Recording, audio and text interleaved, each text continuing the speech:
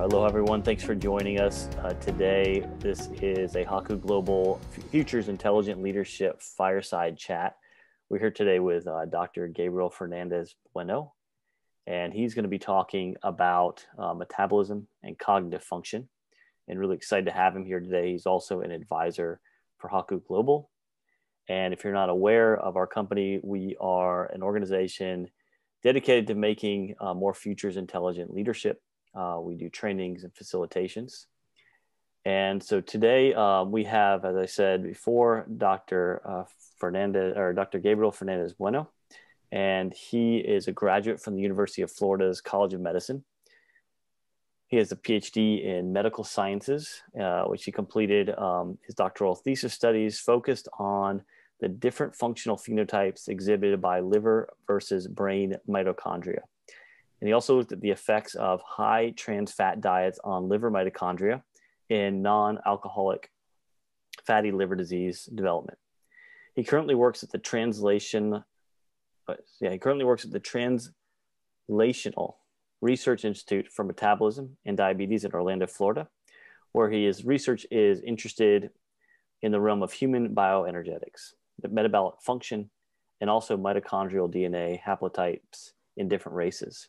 And today he's going to be talking about hacking your metabolism for advanced cognitive performance. So I'm going to turn it over to Gabriel, and thanks again for joining us today. Thank you, Tyler. Thank you for having me. I really appreciate this opportunity to be here and to be able to share this knowledge with people around the world. All right, everybody. So without further ado, I'll jump right in. So again, thank you, Tyler, for having me. And as he mentioned, my name is Gabriel Alejandro Fernandez-Bueno. It's very long, but you guys can just call me Gabe. It's a lot easier to work with. And so today I'll be talking about hacking your metabolism for cognitive performance. So, this word gets thrown around a lot, metabolism, and metabolism can mean a lot of things. We could go into the biochemical and endocrine components of it, glucagon, insulin, somatostatin, the incretin effect, ghrelin, leptin. But really what it boils down to is two simple things. Your metabolism is both what goes in and what comes out. And what do I mean by that? So we have this nice little infographic on the bottom right-hand corner where it's broken down very simply for us, where we have 4 main components that are going in, and then we have 5 components that are coming out, basically. And so what that's telling us is that our metabolism is dependent on an interface relationship, basically. And so a few things go into that, right? So we know that oxygen, water, and dry food are sources of metabolic function available from the environment, right? We breathe every day. We drink some water every day and or intake fluids of some sort. And most of us like to eat dry foods and or of some sort. And then we have chemical energy. Chemical energy can mean of course, the synthetic elements that are used to generate energy. But really, in this case, chemical energy is the potential to do work within the system as a result of stored nutrients. That can be seen as glycogen reserves in your liver. That can be seen as fat stored around your body. All of those are sources of energy that your body uses. And for example, one of those sources of chemical energy that's made as a result of you intaking nutrients is adenosine triphosphate, or ATP. Many of us remember it from high school biology, where the mitochondria makes this energy for us. And so we use that energy to drive cellular responses. In turn, from consuming oxygen, water, dry food, and generating chemical energy, a few things come out of that.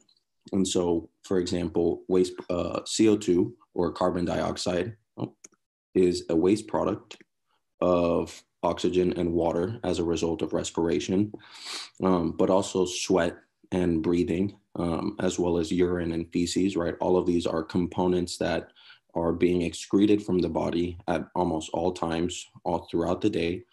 But another component that people don't talk about is heat production, right? The thermic effect of food, right? When you intake food and when you are processing it, your metabolic function actually works in a way that it drives all of your energy towards your gut. And so sometimes people get this effect where they get a little bit cold. And in reality, what's actually happening is that your body is just exchanging energy, right? It's saying we need to use heat to break down this food so that we can get chemical energy out of it. And as a result of all of that, right, your metabolism is a direct relationship of your interaction with the environment, right? Something has to go in, and in turn, something has to go out. That really is, in simplest terms, what your metabolism is. From there, right, we all want to know, like, well, what does metabolism do for the brain? What does metabolism do for cognitive function? There's got to be some sort of link. In the early 80s and 90s, there was a lot of studies being done on mood and how food affects different mood, on how food can affect different types of personal responses. And as such, they came to a conclusion that the brain uses macronutrients for different biological functions and maintenance, and like the other organs, is highly specialized and desires specific ones. Now, the main macronutrients are carbohydrates, protein, and fat. And of course, there's micronutrients, which are usually the amino acids. But for this, we'll keep it really simple and just focus on these main macronutrients. And a few things came out of those studies in the early 90s and as well as 2000s, where they realized that the time after consumption and the amount of macronutrient ingested plays a role in determining cognitive function. What do I mean by that? And it's that really, depending on what you're eating, how much of it you're eating, the ratios of it, it will determine how effective you are at performing different kinds of cognitive tasks, such as memory recall, decision-making, important responses that are necessary, especially for a leader in the heat of the moment, to understand what's going on. And so from that, we know that our interaction with these macronutrients will determine our metabolism, and therefore it will determine our cognitive performance. So from there, right, there were a few studies that were done. And so I'm going to cherry pick two of the studies that were done here by Fisher, where she demonstrated that decision times are affected by macronutrient intake, with protein and fat providing the shortest decision times. Now, this study was a little bit skewed in the sense that these individuals were taking pure sources of these macronutrients. So there wasn't what we call a realistic type of ratio or what we would see in the normal world, right? Nobody really intakes just pure carbohydrates or pure protein or pure fat, but rather people take ratios. But taking this study with a grain of salt, so to speak, they realized that different types of macronutrients, as seen here, right, would determine different types of responses. So here we're looking at decision time of choice reaction. So these individuals were asked to do a specific task, and how long it took them to perform that task was measured after their consumption of the meal of either carbohydrate, protein, or fat. And we can see very nicely that individuals that are on carbohydrates, right, they tend to kind of taper off a little bit, but they remain relatively high, right, suggesting that maybe carbohydrates slow down your decision-making time, whereas individuals on protein and fat were able to actually decrease their decision-making time. Very interesting takeaway, given that most of us would assume that because it's the brain and it loves glucose, it would preferentially desire carbohydrates in this sense. But it seems that that's not the case. And so it really interested me in the sense that I thought, okay, well, there's got to be a little bit more to it. And I'll get into that in the next slide. But the next measure of cognitive function was accuracy in central short-term memory. And this is really important, especially for a leader, right, to be able to intake information from a meeting, from data from the previous day even, and make decisions and to be accurate in those decisions. And so what they realized here is that accuracy of memory, which is again a direct analysis of cognitive function, is significantly better in the carbohydrate and fat intake groups. This goes a little bit contrarian to what we had seen in the previous one, where decision times were affected by carbohydrates, with protein and fat being the best, but now we're looking at carbohydrate and fat are the best, as you can see here. And so really I took away one central idea from all of this, and it's that ingestion of a substance has a link to cognitive performance. What that link is, whether positive or negative, I think depends on the individual, but it's clear that there are cognitive effects based on the macronutrient that is ingested. And so Fisher actually followed up on these studies, I think about a year or so later, where she took ratios of macronutrients, and she was again measuring the same parameters of decision time and accuracy and short-term memory. And so here it's a little bit different, where we see a carbohydrate, protein, and balanced meals. And what we're looking at are different ratios of those carbohydrates to protein and protein to carbohydrates, right? So obviously we have more carbohydrates in this one, we have more protein in this one, and then we have a balanced ratio of the sort. And while the data is extremely variable, there is a trend that is shown towards increased efficiency in the protein-rich and balanced meals, which we see here through the squares as well as the triangles, right? Everybody starts off the same, which is kind of what we would hope for, right? To make a significant conclusion out of this, we want everybody to start somewhere around the same. But we realized very quickly that people on protein heavy diets or even balanced diets tend to have better responses. Now, this goes a little bit contrarian again, even to her previous studies, where she was showing that carbohydrates have carbohydrates have less efficient decision-making time, but protein is now an incredible source of nutrients for the brain, and it therefore may even allow it to perform better in these scenarios. The next function that was measured, accuracy and short-term memory, also again very variable, although everybody starts off again at the same as we would have liked. It would suggest that protein-rich meals suggest increased cognitive performance.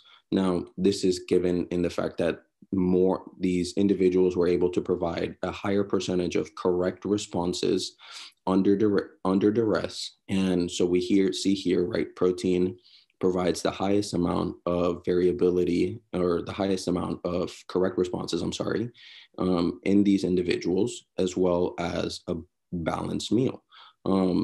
In the end, everybody's the same, as we would have hoped, because we want everybody at the end of the study to have consumed these macronutrients, their bodies to have efficiently processed them, and everybody to kind of be back at that baseline level. And, there's a lot that can be taken from these studies. Should I ingest carbohydrate-rich meals? Should I ingest protein-rich meals? Should I take in a balanced meal?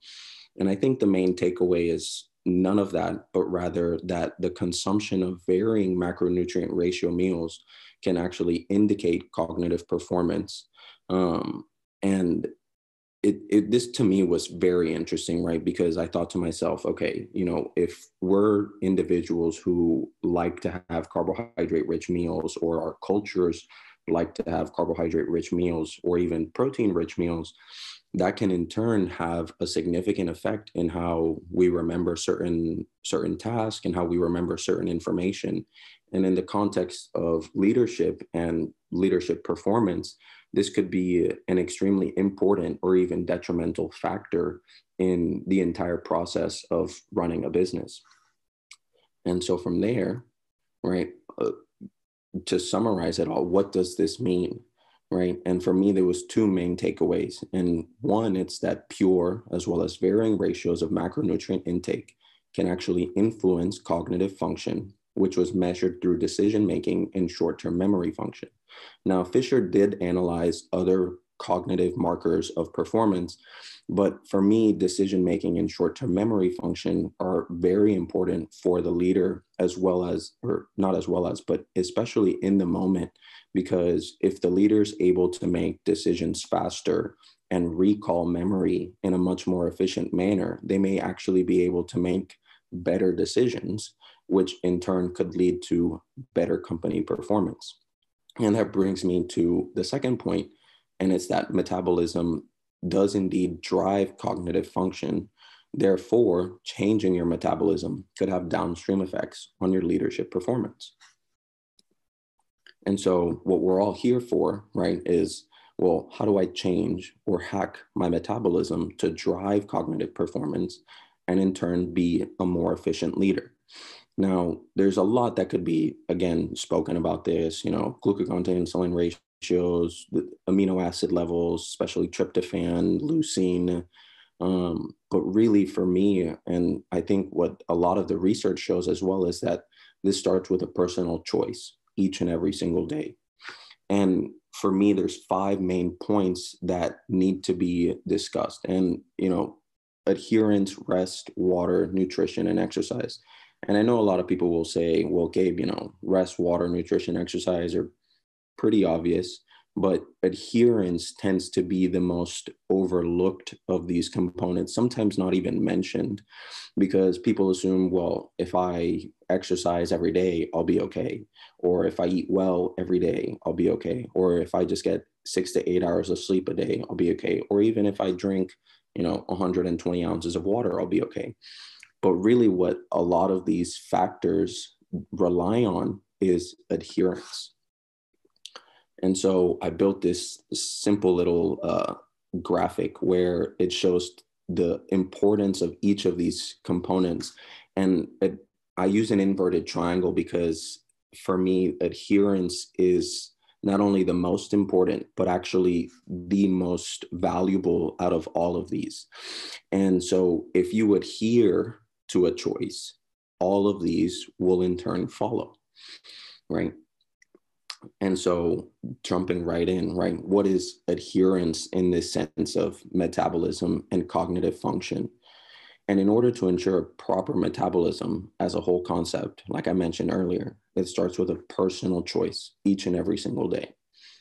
You choosing to make a difference in your own life can inadvertently lead to changes in other people's lives. If you choose every day to get your rest, your water, your nutrition, and your exercise, other people will take notice of that. And they may not take notice of that immediately, but rather through small and incremental changes, they'll start to recognize that you are adhering to what is known as maybe even a metabolic plan, or as some people like to call it, a diet. But really, this points to the fact that leaders like to emulate other leaders, and in turn can actually become better leaders themselves if they recognize that their leaders are making a choice every single day to get that rest, to get that water, to get that nutrition, and to get that exercise in. I call this phenomenon metabolic cognitive leadership. Now, it's not necessarily a new concept, I would say, but rather it's been pushed to the wayside in the last 15 to 20 years or so.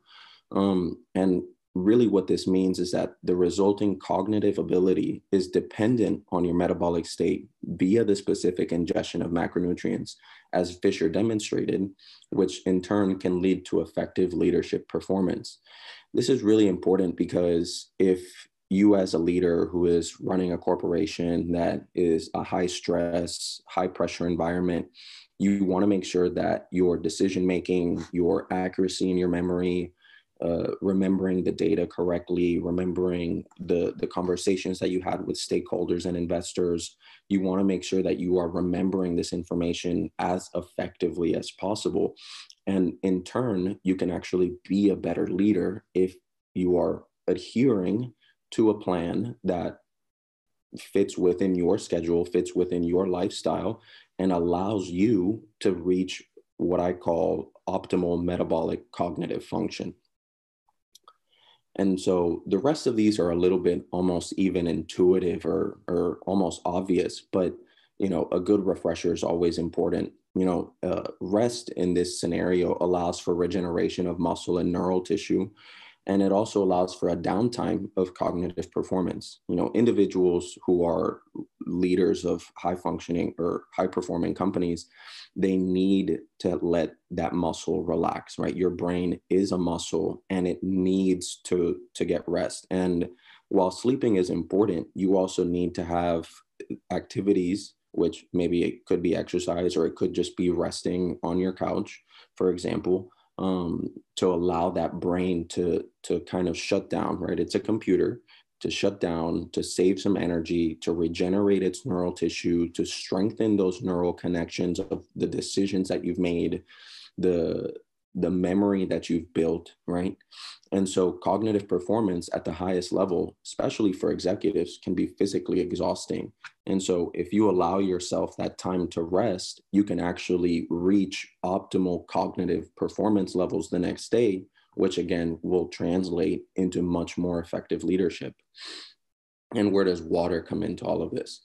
Well, considering our bodies are almost 80% water, we need water to maintain a homeostatic balance, to which allows metabolic programs to do what they need to do. But in turn, it also helps reduce hunger. And this is a really important concept because a lot of the times when people wake up, they say, well, I'm really hungry. Like, what do I do? I need to eat something. I need to get that carbohydrate, or I need to get that protein rich meal in. But really, the first signal that your body's telling you is that I'm actually thirsty.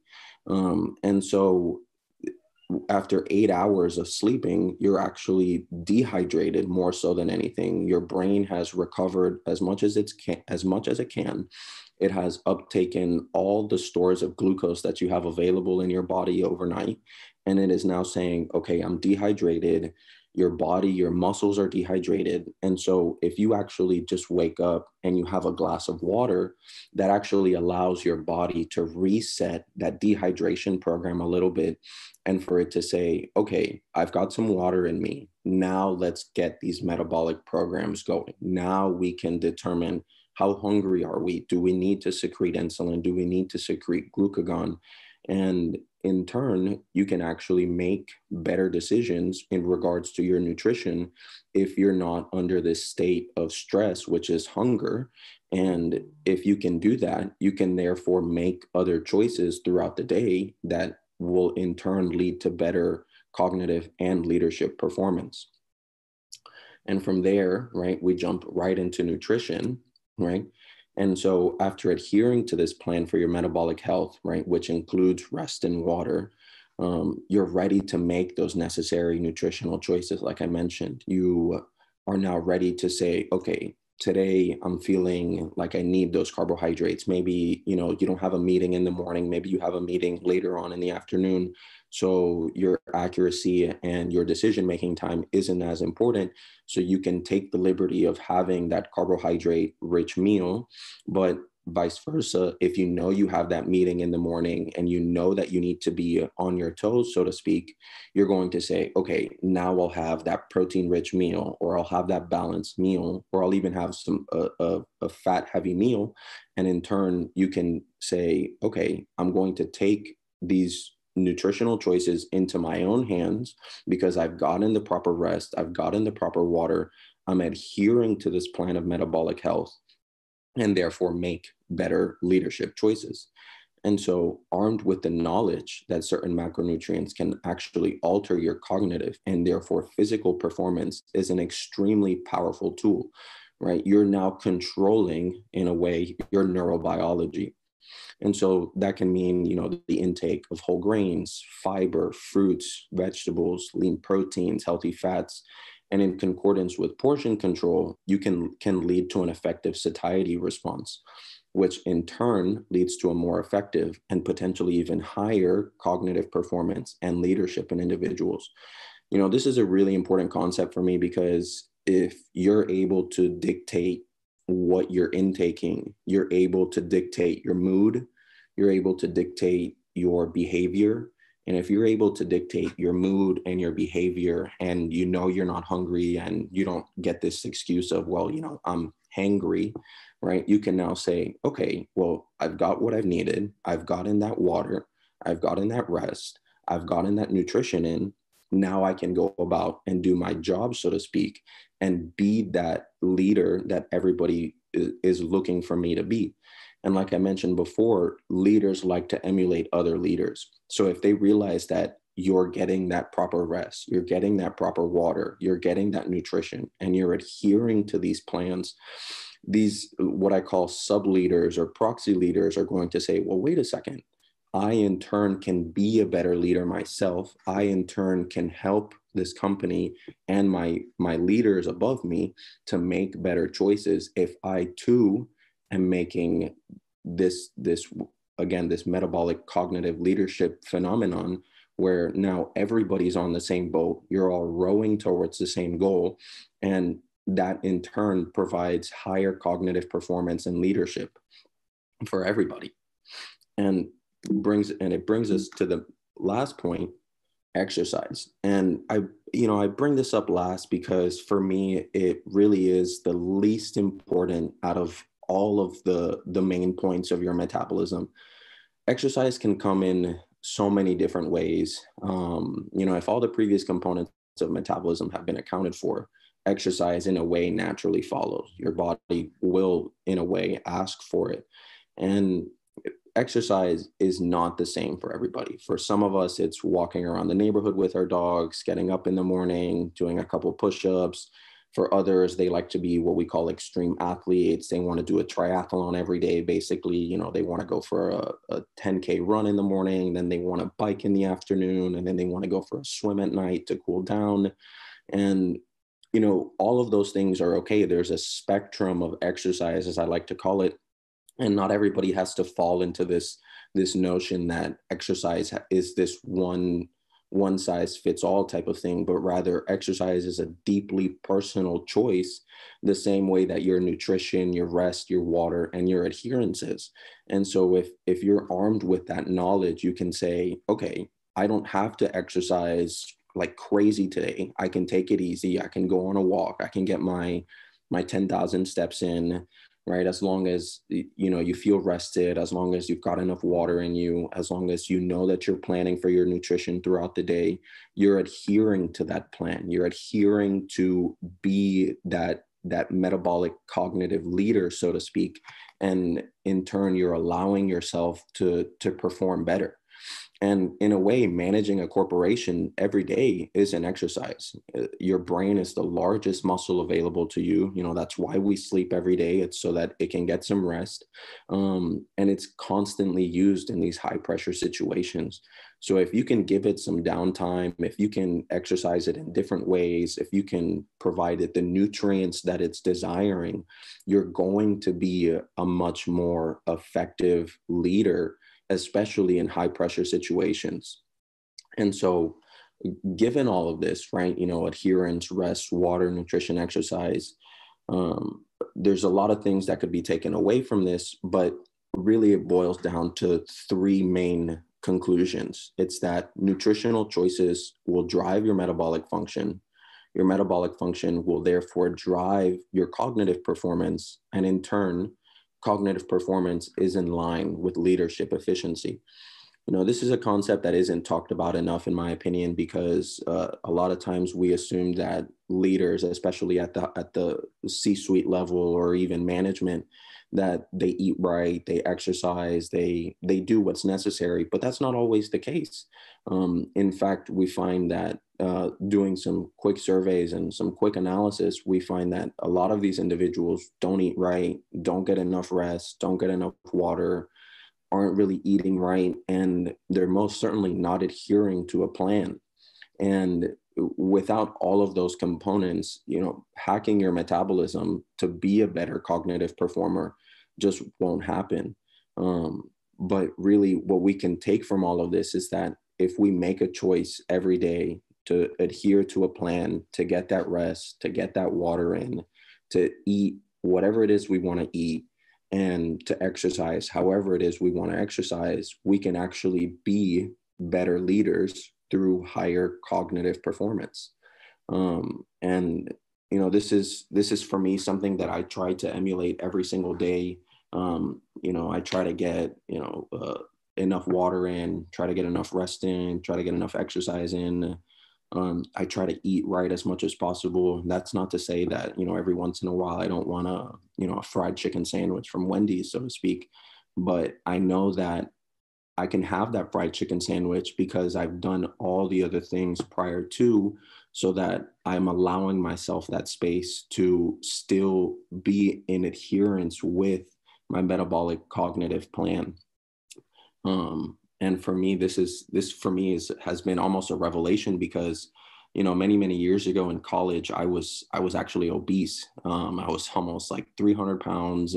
I wasn't eating right. I was just kind of stuffing my face, and I said, I've got to make a change here. And for the first 3 months, I was just kind of doing what everybody does. You go to the gym, you run your heart out, you feel like the more I sweat, and the more calories I burn, the more weight I'll lose. Very quickly I realized, well, if I'm not fueling my body correctly, if I'm not giving it the rest that it needs, and if I'm not intaking the water that I need to be able to perform at those high exercise levels, then unfortunately I won't see the effects and or the results that I'm looking for.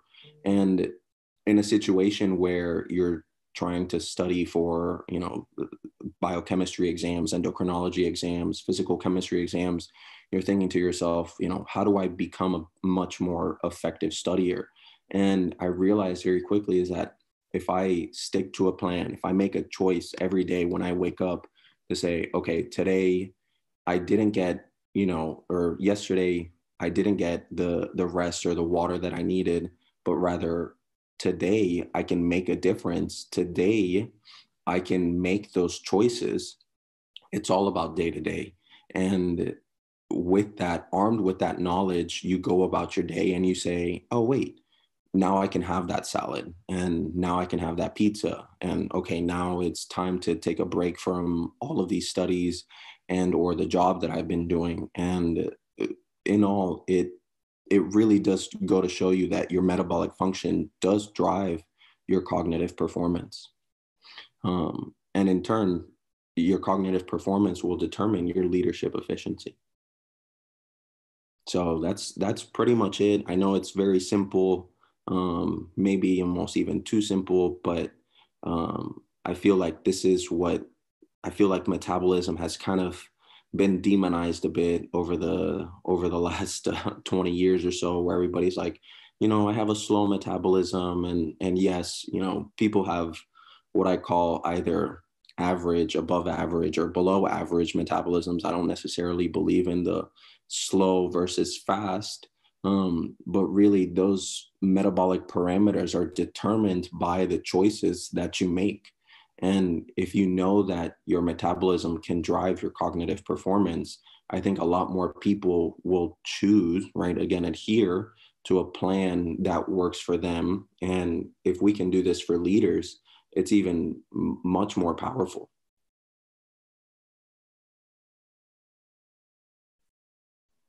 Thanks, Gabriel. That was great. Very good to hear your take on that. I do have a few questions also. If you have any questions, please feel free to ask. But one of the ones I'm curious about is when you looked at food intake, like macronutrient intake, was there any change in metabolic function that you've seen in the research around, like if you eat big meal versus tinier meals and how that affects cognitive performance? Yeah, that's a really great question, Tyler. And there's a lot of research done on that in terms of actually leucine content.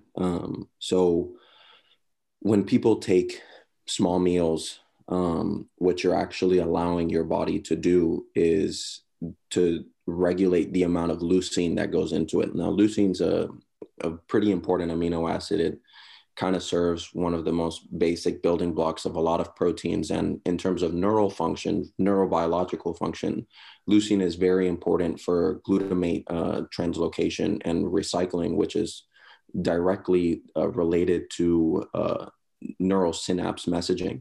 And so when people take small meals, such as 4 to 5 times a day, they're actually allowing that leucine pool to regenerate itself and regulate itself in a much more effective manner than if they intake big meals. And, that's not to say that you can't have big meals, but rather that your leucine pools aren't going to be as regulated as much because you're intaking more leucine, right? So your body says, okay, well, I don't necessarily need to regulate this as much. I can instead go about my day just kind of leeching off of what you're giving me. And therefore your brain almost takes a back seat, right? It becomes the passenger in the car instead of being the driver. And you always want your brain to be the driver, always. And you want your metabolism to feed that, right? You want your metabolism to be the gas. And there's quite a lot. I think that at the end, there might even be some cultural and religious differences here as to what you should have in terms of small versus big meals. But it really goes to show you that in terms of a biochemical aspect, if you have small meals, you're able to regulate your metabolism better through better leucine regulation. Great. And Charlie put a question. He said, if tiny meals, more frequent per day are best, what's a good frequency per day? Because if you're eating small meals all the time, how does it affect you? No, absolutely. That's a really great question, Charlie, as well. And so most people tend to be awake for somewhere between 12 to 16 hours. There's a couple people who right tend to push the spectrum. Maybe they're awake for only 10 or 18, depending on the strenuousness of their job. But really, what research has found, because of the leucine content, as well as insulin secretion and what we call blood glucose regulation, anywhere between 2 to 3 hours tends to be a really good window. So I'll give you guys a really easy example. My wife is a hyperinsulinemic secretor, right? She secretes a lot of insulin, whereas I'm a relatively average insulin secretor. I get hungry every 3 hours, but by the 2 hour mark, she's extremely hungry. Her blood pressure sometimes even drops. And that goes to show you that not everybody's the same in terms of their metabolism, but there is a window of time, and it's all about listening to your body, right? Your body gives you signals when it's hungry. And if you're intaking enough water and you've got enough rest, your body will send those signals out in accordance with what it feels is right. If your body says, hey, today I'm hungry every 2 hours, listen to it. Or if today, I can push it a little farther, I've got every 3 hours, push it. And, that's not to say that the 4 hour window is bad or anything like that. My previous job, I was eating about every 4 hours, but I knew that I was hungry by the time that 4 hour mark hit. And if you listen to those signals that your body is giving you, you can actually make much better choices in regards to your nutrition, and in turn regulate your metabolism a lot better. Charlie's following up here with intermittent fasting. Great question. And also with intermittent fasting and also even tiny meals, more frequency, how does that also affect gut health long term? I don't know if you can answer that or not, but that's a really hot topic of debate these days. Yeah. So, I want to make a quick tidbit of intermittent fasting. And it's this notion that intermittent fasting right now has this very rigid structure. And it's that you should fast for 16 hours and you should consume everything that you can within eight hours. That 8 hour window that you're awake, and if you're awake for the right 12 to 16 hours, you really limit yourself on how much you can eat and the time, obviously, that you can eat in that. Intermittent fasting, like metabolism and like exercise, is not one size fits all. It's very individualistic, and it's determined on a lot of biochemical factors, one of them being glycogen reserves in your liver. Not everybody has the same amount of glycogen reserves, and not everybody breaks down glycogen at the same rate. Now, glycogen is really important in this context of intermittent fasting because it's actually what provides you energy when you're hungry. Glycogen gets broken down into glucose through the process of gluconeogenesis. And then that feeds into your bloodstream. That then activates insulin secretion. That insulin goes to your liver. It turns off that gluconeogenesis metabolic program. And then the remaining insulin that isn't sequestered by the liver goes off into portal circulation, which then affects your skeletal muscles. Your skeletal muscles then do GLUT4 translocation to then uptake that glucose. And then that's when we start to see, right, if your blood glucose goes like this after a meal, after insulin secretion, it tends to kind of go down like this, and then it shuts off down like this. And so your muscles have a way to regulate the amount of glucose you have in your body. And because of that, they're able to control your metabolism in a very specific way.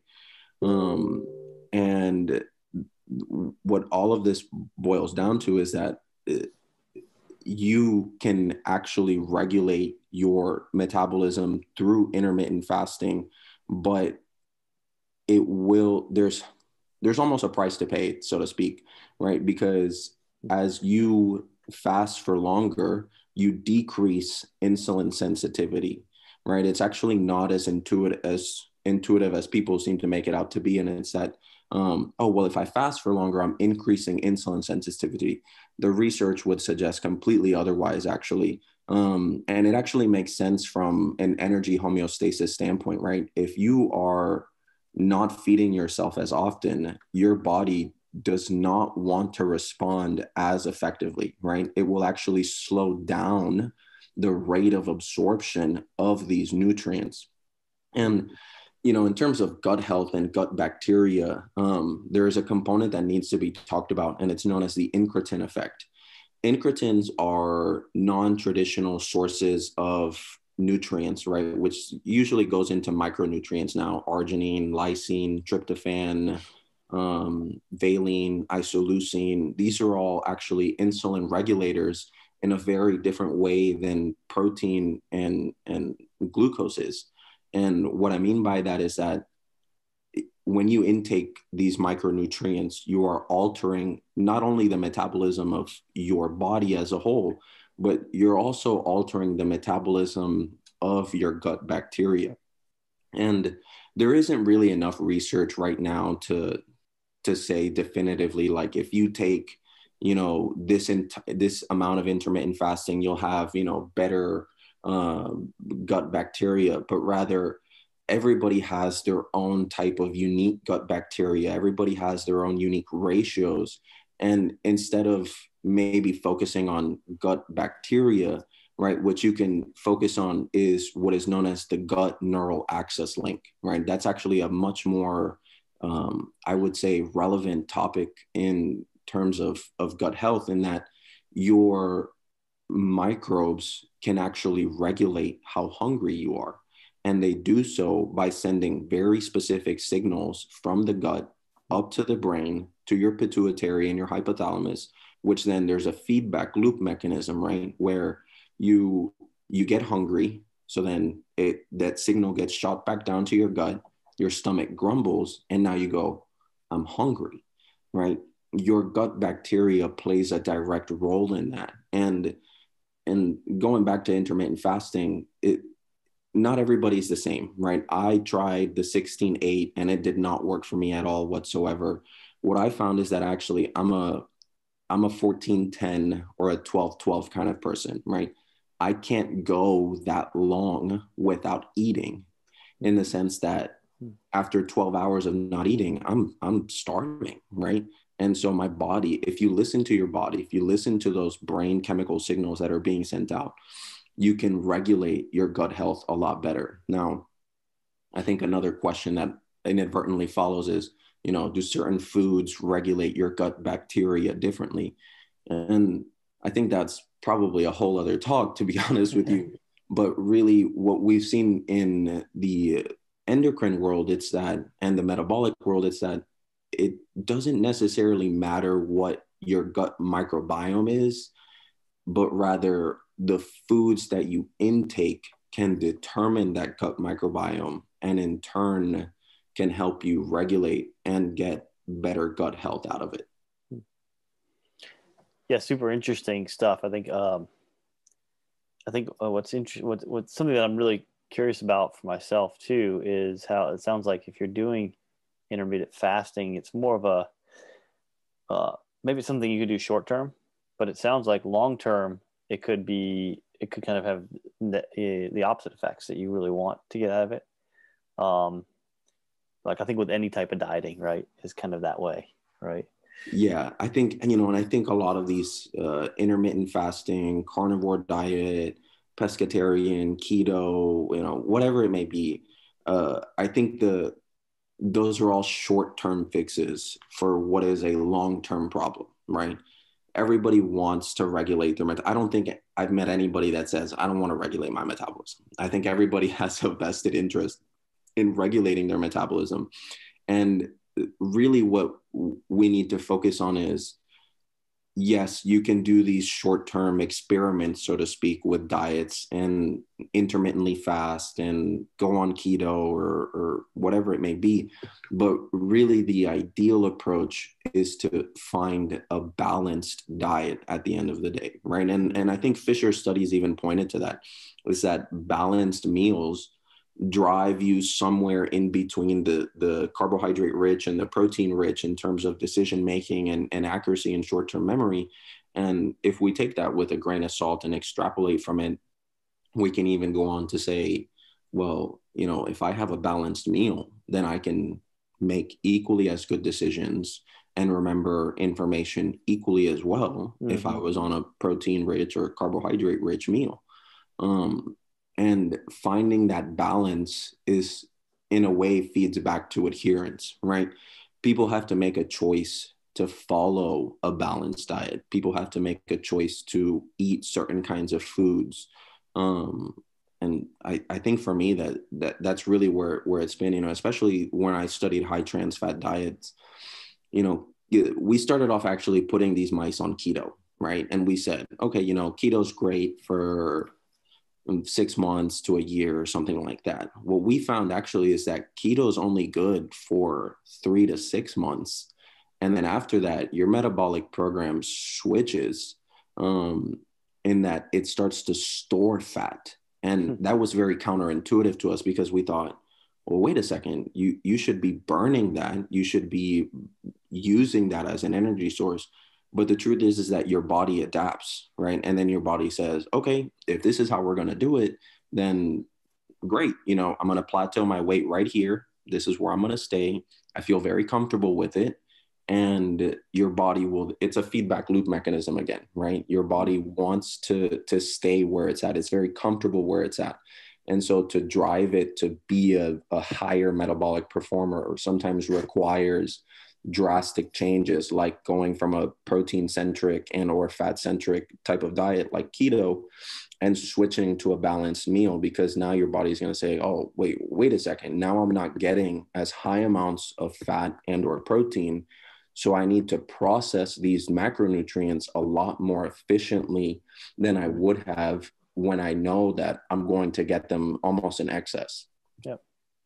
And interesting, I think it seems like too, with the way you're kind of structuring this metabolism and cognitive function relationship, is that first you want to look at rest, and adherence, of course, but also rest and water before you look at nutrition, because people could be, is it true that you think people could be going for some type of foods or nutritional habits because they're not getting the right rest and water? Oh, absolutely. Okay. Absolutely. The research shows us exactly that, Tyler.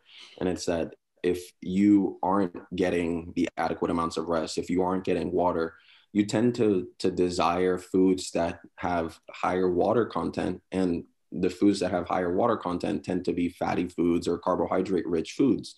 And, if again, we look at Fisher studies and say, well, carbohydrate foods lower cognitive performance, then it almost kind of fits into itself, right? It's saying, well, if you're not getting rest and you're not getting water, you're going to intake these carbohydrate rich foods. And in turn, you won't be as effective of metabolically or cognitively. Very cool. Well, I want to wrap up here. Gabriel, thank you so much for your time today and sharing your insights, your wisdom. And hopefully we'll have you on again talking more about maybe gut health or something like that. Seems like that's Absolutely. an interesting topic. I'd love to. There's definitely a lot to talk about there and the gut neural axis. All right, aloha, and thank you everyone for joining us today. And we'll see you again, hopefully in the future with our next round of fireside chats. Until next time, have an amazing day. Awesome. Thank you guys. Have a good one.